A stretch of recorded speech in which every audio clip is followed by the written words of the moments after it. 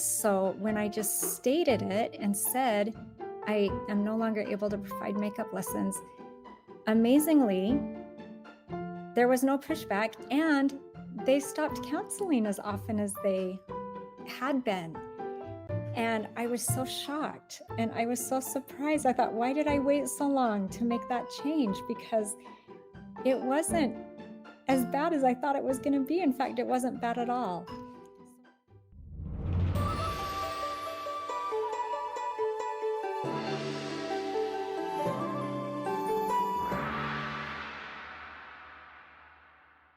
Welcome to the Piano Sensei Way. I am your host, Clinton Pratt, and we help you master the art of running a successful piano teaching studio. Does this sound familiar? We can't make it to our lesson. Can we reschedule? Or, oh, we forgot. Can we come Monday instead?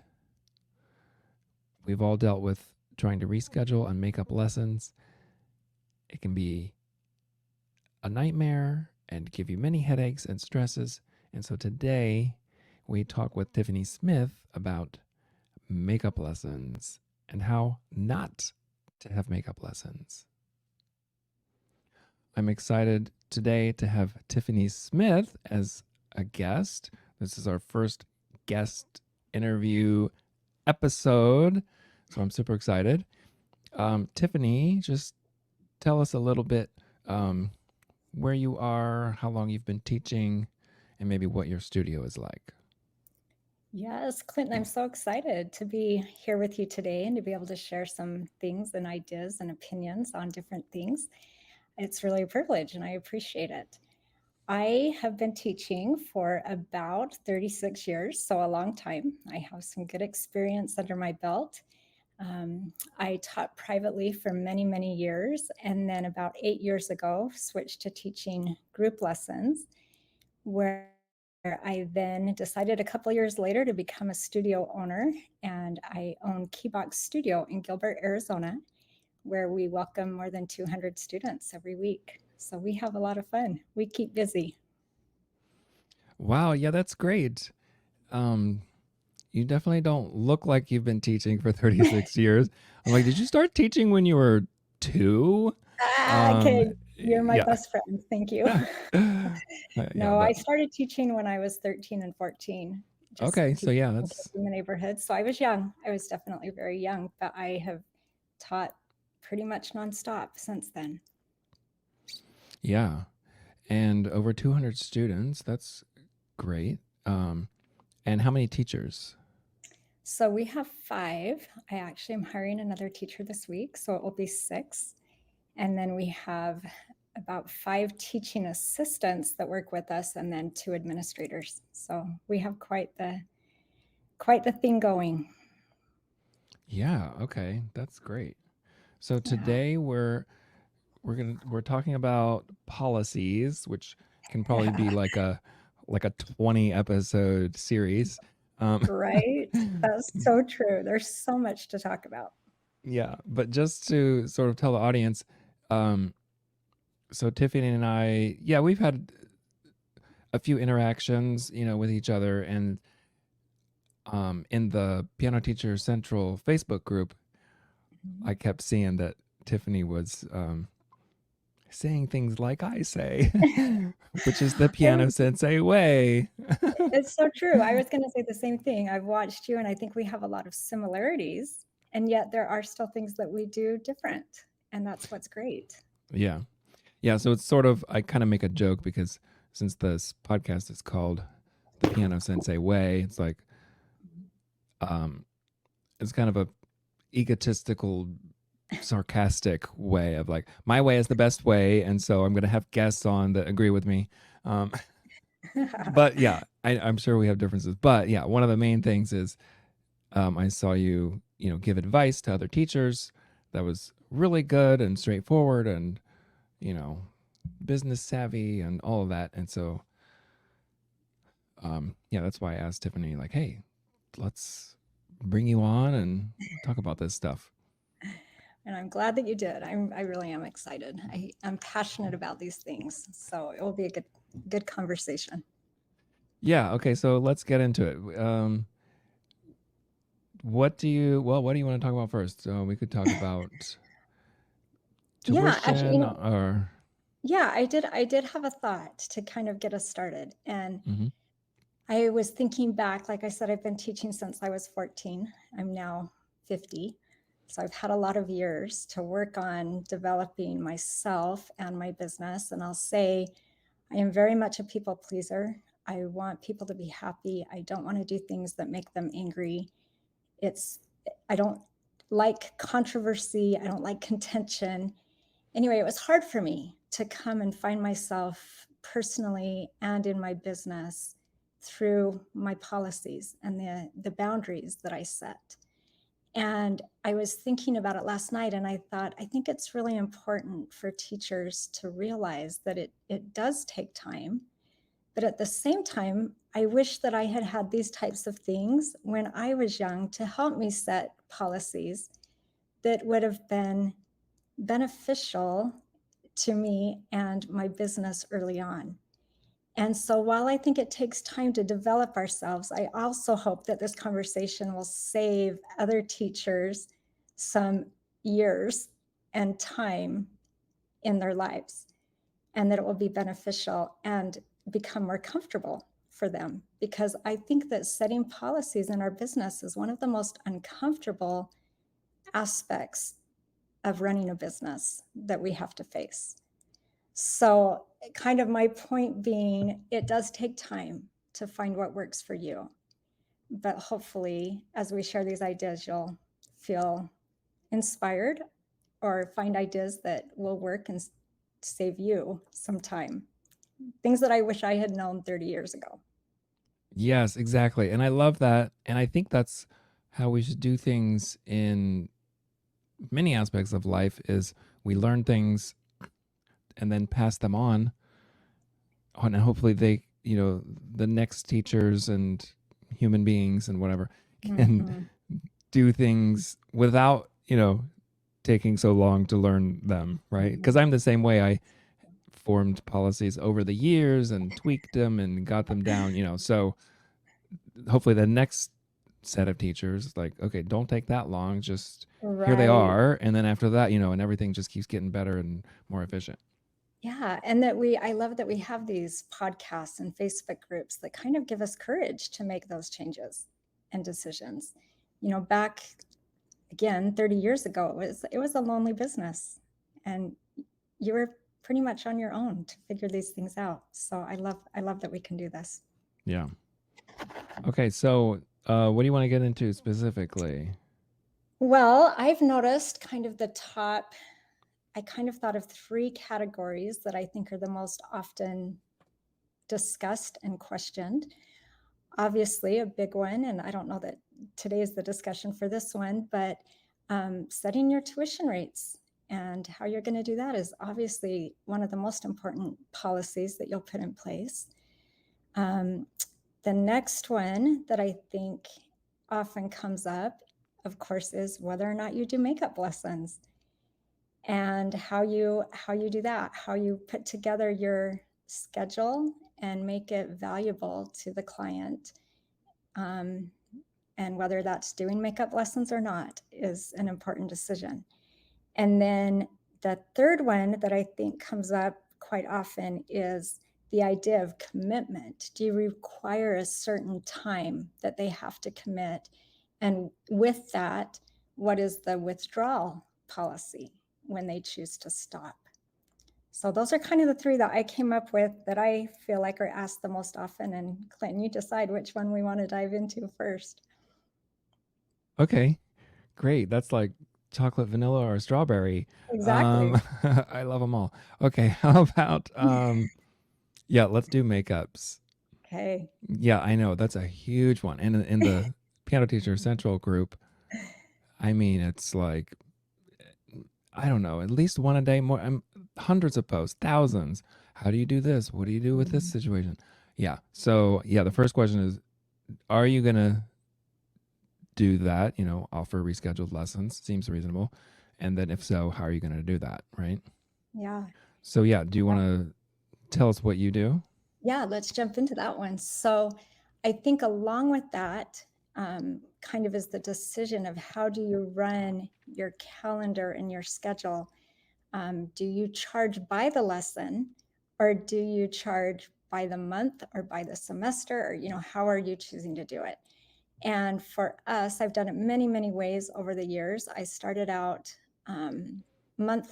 weekly, where they paid by the lesson. And at that time, makeup lessons to me felt like a must because they were paying for the lesson. And if they missed it, then I felt like I needed to make that up.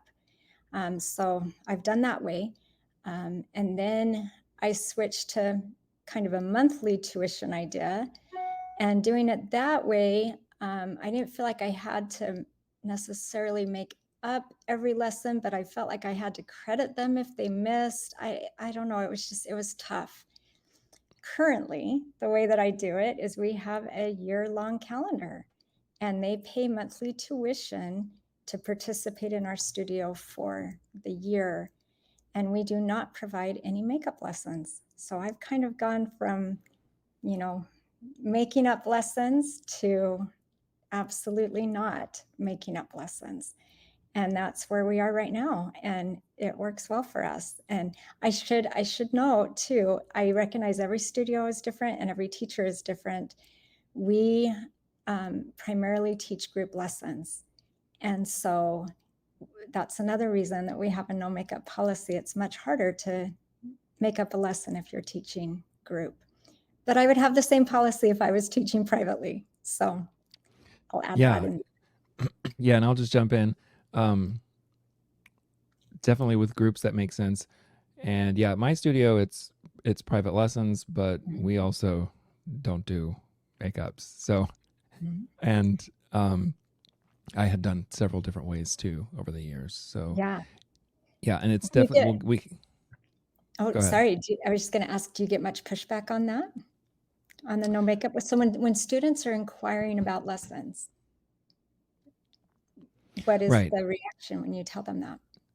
Yeah. Sometimes they, think for a second or have a little hesitation. Mhm. But when I explain it, they seem to get it. And then when it actually happens in real life, like they have to miss one, then they kind of get it. So Mhm. I'll briefly talk about how we do it is well, and first I wanted to point out that I sort of agree with you were saying with if you charge per lesson, yeah, it just if people think they're paying for a lesson, then if they don't have Mhm. a lesson, why should they pay?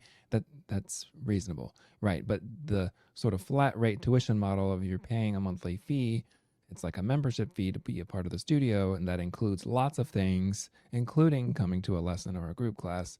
Then it's more, what's the word, palatable or whatever, Mhm. to think, okay, well, if I miss one, I miss one, but I'm getting a whole thing. Now, Yes. in my studio policy, it says missed lessons are inevitable and therefore have already been taken into account in the formulation of the tuition. Mhm. So, in other words, I know you're going to miss some, so I'm not charging you for every single lesson. I'm not really charging you for lessons I mean, we are, but Mhm. so there's a whole calculation of it's about this many lessons. I'll subtract some because you're going to miss some. I'm going to add in the materials. I'm going to add in our events and our benchmark program and other things. And there's this whole number of what it costs. And then I divide that by 12, and there's your flat monthly fee. So Mhm. I don't go into all the details in the policy or explaining them to prospective students. I just say, well, it's assumed you're going to miss some, so I'm not charging you for every single one anyway. So if you miss, it's not a big deal. Mhm. And then they're like, Mhm. oh, okay. So it's not like you're paying for everything and every lesson and all this, and if you have to miss, tough luck. Then it sounds kind of mean, but it's kind of included. Right.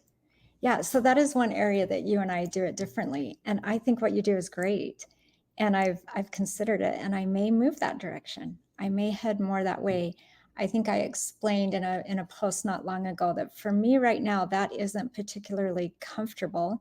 Mm-hmm. And I do believe that as teachers, we have to be really confident ourselves in what we're offering, or it's hard to get the people that we're explaining it to be confident in it. And so I love the way that you do that. And I think that it's amazing. And I think as long as parents understand that from the beginning, they're going to be fine, because it's a clear, you've communicated clearly what you do and what they're going to receive. For us, I don't do the whole calculation of X number of lessons times by the rate and da da da. I know what I need to charge in order to make it business strong, right? I know what I need to do. I know the amount of money that we need to bring in. And so we set our tuition rate at a certain amount per month, and then we offer X number of lessons, and we call them learning experiences because we count our recitals or anything else that we do, workshops, different things, as a learning experience. And so we do offer a set number of those learning experiences in the year, and whether or not they attend is up to them. And that's kind of how we do it. So we do have a set number, and if they miss, they miss. There's no makeup given. If our teachers miss, then I do something. Either will bring in a substitute, or we will provide a makeup lesson, or I will credit them a specified amount. So that's kind of how we do it. A little bit different than yours, but close to the same idea. This is what you're getting, and this is what you're paying for, and this is what you'll receive. Yeah. Okay. So really, it's a little bit different the way we explain it, but Mm-hmm. it's pretty much the same. It really is. Yeah. Except we didn't, except for like teacher cancellations. But Right. yeah, it pretty much is the same. And yeah, I want to say too, yeah, I totally am on board with if people like don't want to do the math or think Mm-hmm. about it that way and just say like, well, I think tuition should be this and whatever, you know. For me, Mm-hmm. I like to sort of have some kind of justification, and I manipulate it too. So in other words, Right. like my way of thinking of it is like I'm subtracting some lessons because I know they're going to miss some. So then people say, "Oh, well then if they come to every lesson, then you're teaching for free because you subtracted those." Right? And my answer is, "Well, Not really. not really because I'm in charge of the numbers. So Right. if it doesn't seem reasonable to me, then I'll just increase the rate and then that's reasonable, you know?" Right. Yeah. Yeah, it is really interesting to think about. This could be a whole nother podcast for sure, because it is fun to think about. I feel confident that I could say tuition each month is X number of dollars, and you'll receive 46 lessons in the year. I'm pretty confident I could give that exact same tuition amount and say you'll receive 40 lessons in the year. And if I'm giving enough value, they'll be happy with it either way. So Right. it Yeah. really it's not as black and white as I think we tend to make it, or Mhm. want to make it. For teachers, yeah, the only thing is a little bit different. And in my studio, I I tell teachers they get 2 sick days Mm.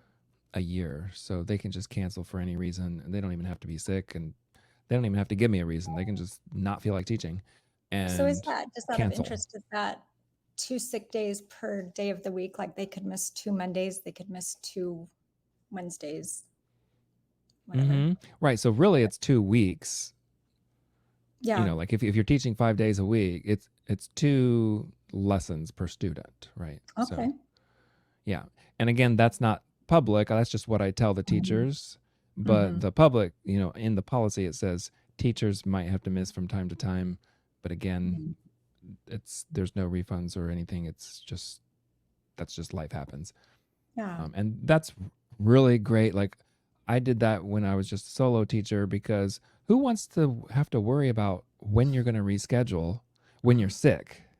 Like, oh, Right. should I cancel? Some people, you know, it makes you almost want to teach even if you don't feel good. Like, oh, I really Right. don't want to teach, but I guess I will because when am I going to reschedule? Oh, it's so stressful. Yes. No, it's I'm just going to cancel. See you next week. I mean, Mhm, that's what happens in college. You show up to your class and there's a sign on the door, mhm. class canceled. You don't get a Yeah, refund. You don't get a makeup. right. So And the reality is, for many teachers, there is no time to do makeup lessons. They've got a full schedule. Where do there's only so many hours in the day and the week. Where do you put people when the schedule is already full? So I do love that idea of a no makeup policy. do you want to connect with other teachers in person? Do you want to learn new teaching strategies and explore outside the box approaches? Join us at the Creative Teaching Conference, a radical retreat to recharge and reinvigorate your teaching. This unique conference was started by me and my two friends and colleagues, Christopher Oil and Tony Parlapiano, back in the summer of 2022. All three of us had so many ideas we wanted to share, but instead of trying to get selected for an MTNA or NCKP conference, we created our own event. We each present a few workshops, but we also have guest presenters as well.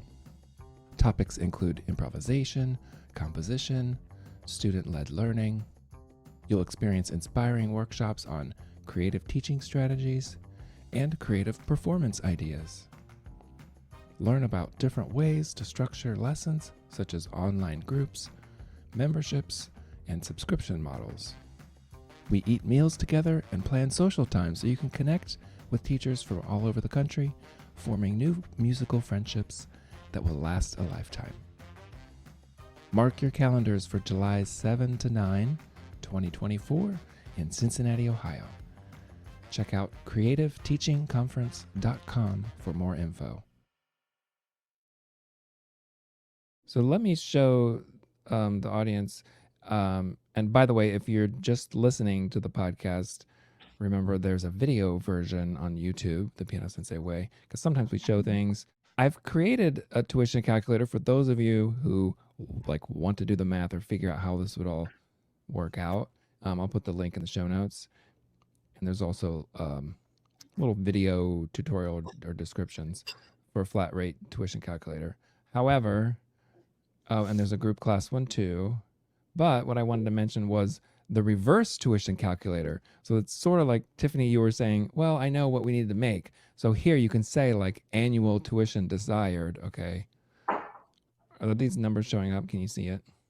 I can. Yeah. Yes. So you say, okay, I want 100,000 coming in. And then, I have um, 20, 45-minute students and maybe 5 of these students and 10 of these students. And then here you go. It tells you that's 22 and a half hours a week.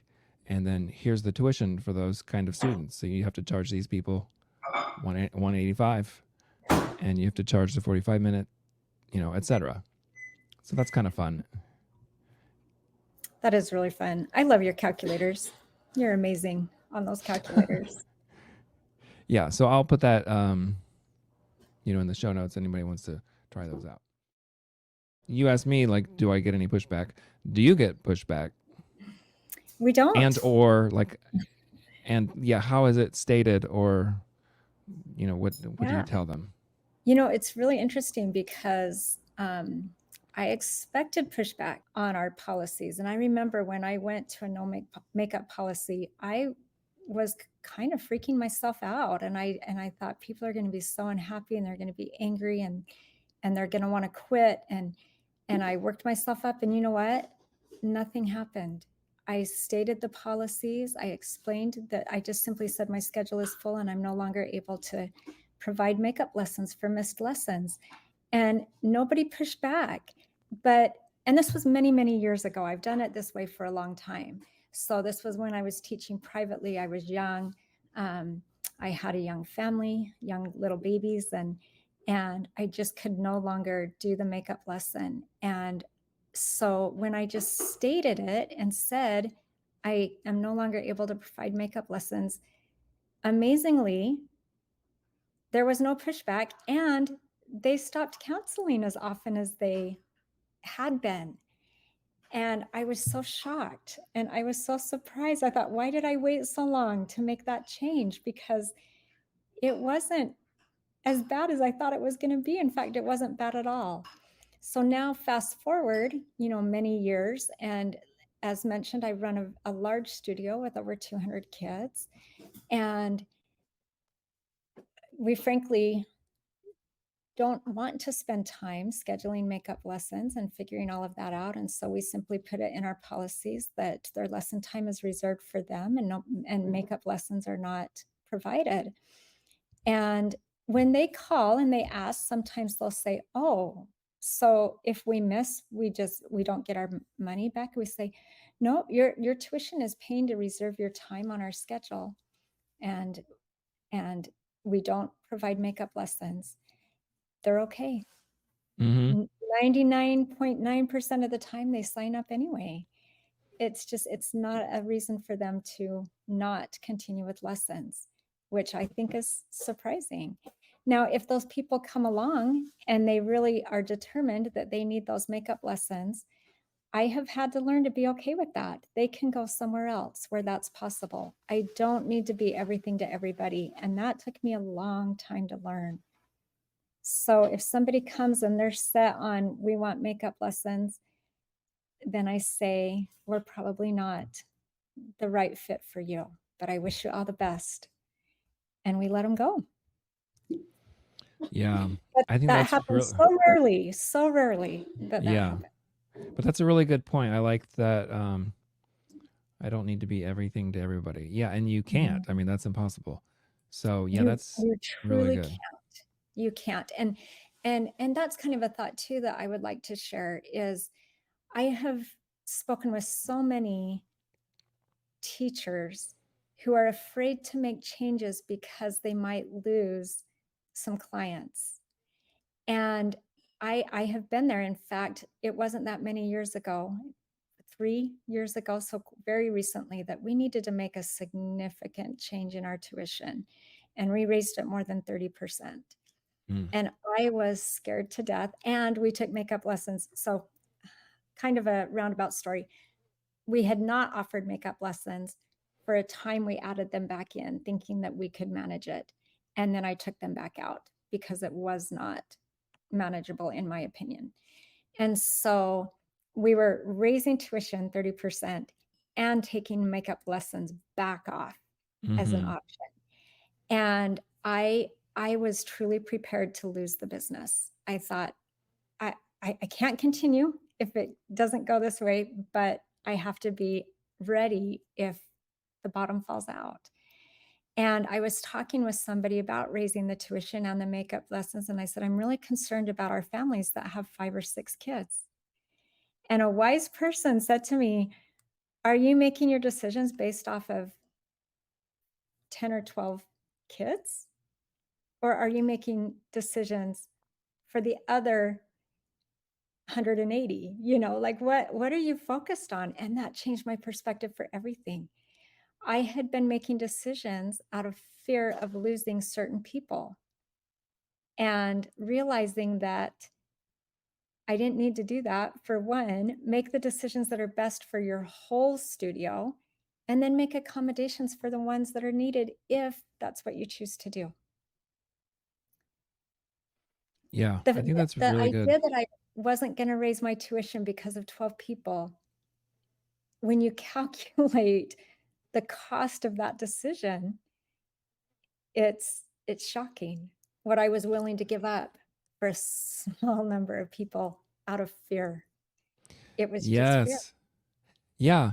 And if anybody wants to do the math, there I have a calculator on that page that's a tuition increase student loss Yes. calculator, and it's quite surprising. If you put your numbers in, it'll tell Mhm. you, you basically you can, usually what it tells you is you can lose a certain number of students and still have the same income by Right. increasing your rates. And all the new students that are going to come in, of course, they're paying the higher rate. So Uh-huh. you're good. Yeah. Don't worry So about it. Yeah. I did use your calculator in that Mm, scenario, and I okay. knew exactly what I could lose and be in the exact same spot. And that calculator has brought me peace of mind many, many times. So thank you. Thank you for that. But it was interesting because, like I said, I was prepared for the bottom to fall out. I was truly prepared to walk away from the business. And again, just like many, many years ago when I changed my policies, nothing happened. Everything was fine. Everything continued on. The majority of the students continued. We weren't even close to losing. We lost a few, literally a few in our hundreds of kids. So Yeah. being bold and being brave is hard, but every time I have made a big policy change that I think is going to rock the boat, every single time I am shocked and surprised it has never happened. Yeah. That's really good. And that's even related to the makeups is, being strong and confident in your policy. Mhm. Yeah, because I know a lot of teachers and I sympathize with them who, they want to accommodate everybody and Mhm. it seems reasonable, and like the human thing to do. Like if somebody Yes. says, "Oh, we can't make it because blah blah blah," it might be like a really good reason or like your human Mhm. nature wants to accommodate. And Right. then, but then we get these questions from other teachers. Oh, I scheduled a makeup lesson, but then they couldn't make that one. So do you make up a makeup? And then how many makeups of a makeup do you give? And then you're trying to administer all that and run all that and who gets a credit and who do I still owe a makeup and did they give 24-hour notice or not, or is it an emergency so that's different? And right. Right. And so my whole thing was like, it's so much easier. Uh-huh. Okay. And just there's no makeups. Then you don't have to Right. keep track. Well, and However, well, yeah, go ahead. well, I was just going to say, I have noticed, as fearful as we get, um, parents are actually happier with our no makeup policy. I should say they're more content than they were when we had a makeup policy, but it had parameters, right? You had to cancel within this number of hours, or you had to, it could be for sickness, but it couldn't be for this, or it can, there were all of these Right. parameters around the makeup lesson. Well, they were way more frustrated about that because it was like, well, wait, if you're willing to give a makeup lesson within 24 hours, well, this is 20 hours. What's the difference? Well, if you're going to do it for that, then why aren't you doing it for that? And they work themselves up over, no, I want that makeup lesson. You've told me I can have it. I want it and I'm going to get it and I'm going to fight for it. And it caused so much more contention and frustration than when we just said, there's just not any. And with Yeah. the not any, they are totally okay with the makeup lessons as a possibility and then them not fitting the requirements. That's when they got frustrated.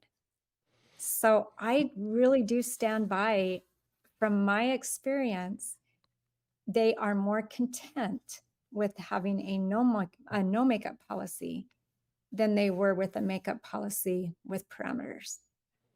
Yeah. That's really a good point that I didn't even think of, but it totally makes sense.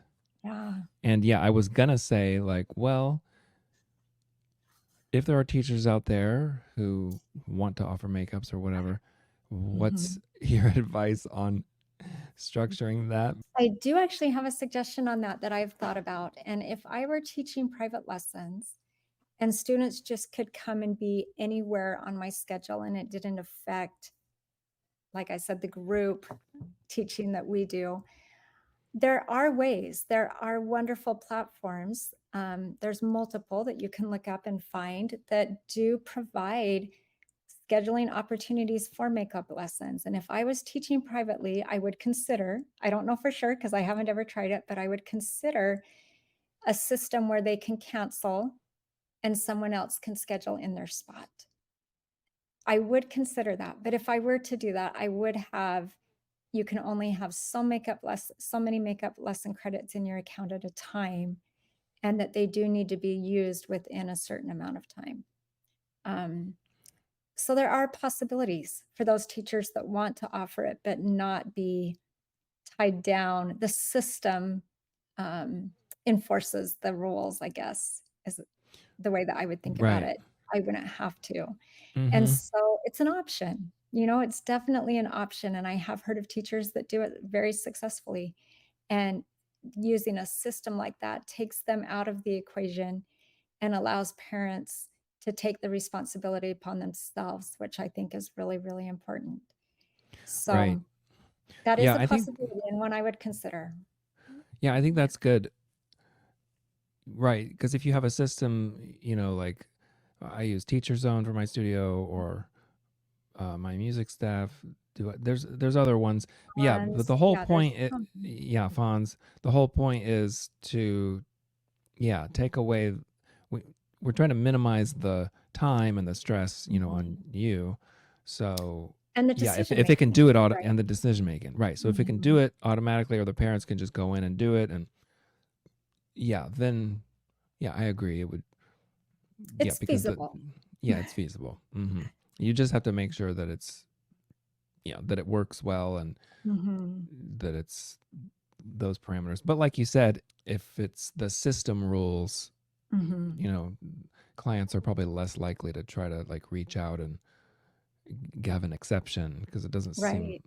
yeah. Right. You do have to consider different things that may happen when we put makeup lessons back on the table for a very short time. Um, we didn't think about putting a limit on the number that they could have. And we had a situation where a family withdrew and they had 8 makeup credits in their account, and they felt like they should get a credit for 2 months worth of lessons because they had 8 makeups in their account. And we hadn't planned for that. We hadn't thought about that. What do you say to that? There was nothing in our policies. I mean, I couldn't believe somebody in my mind, I'm thinking, "How can you think that? How can you think that you Mm-hmm. should get 2 months worth of lessons because you missed?"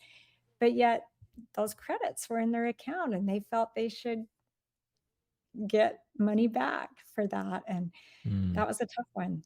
And and so you gotta think ahead and think about the possibilities of what could arise and make sure that you protect yourself in that way. Yeah. Well, we're getting towards the end of our time, which It goes flew by so by, fast. Yeah, way right? too fast. Because we thought maybe three topics, but we did one. But that's okay Yeah. because I think it's necessary. Yeah, like what advice would you give to new teachers? Mhm. Would you suggest like, hey, just go ahead with this policy, then you don't have to change it later? 100%. I have said to so many new teachers, "Please, please, please establish the policies you want today as if you had Mm-hmm. 200 students tomorrow." Changing is so much harder than just going into it established. And I spoke with a teacher just last week that said, "Well, I only have 20 kids." And I'm thinking, well, change it now while you have 20 instead of waiting until you have 50.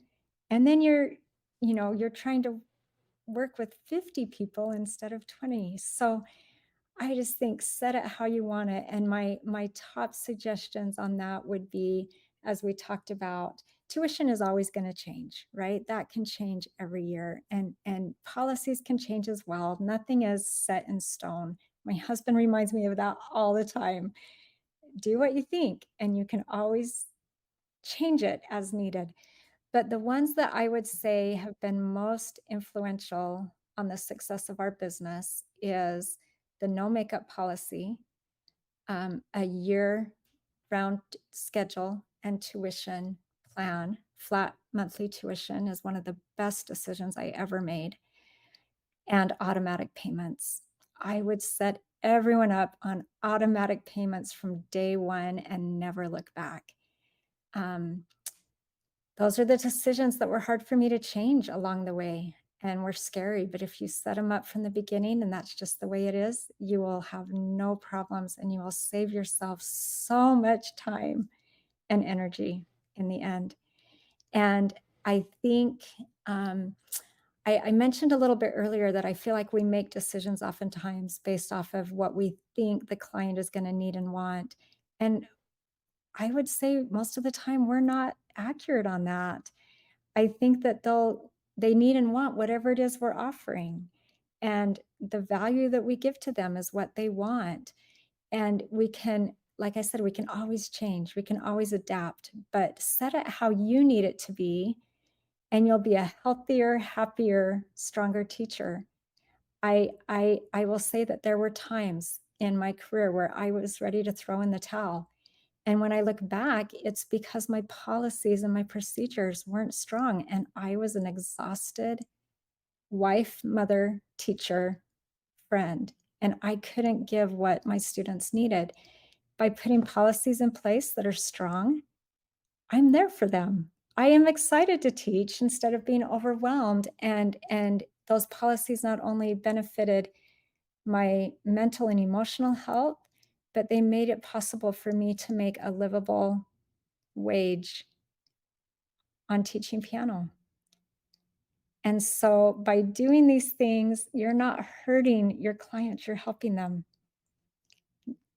And that's my biggest advice is protect yourself so that you can be there for them. Otherwise, you're going to be too tired and hard decisions will have to be made.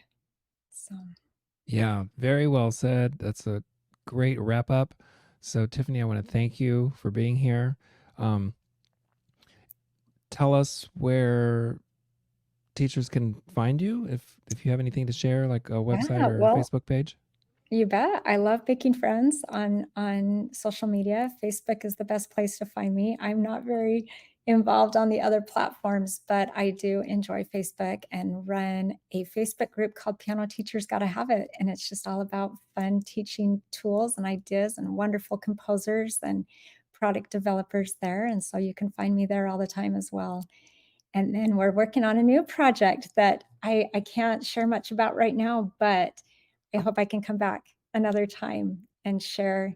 Um, you can keep your eyes out for Key to Succeed. It's going to be a lot of fun and it's going to be a big deal. So we're really excited. Okay, great. Yeah, sounds exciting. Well, thanks again for being here. And to everybody, make sure you go to thepianosenseiway.com and sign up for updates so you um, get notified when new episodes come out. And have a great day. Hope this was helpful. Take care.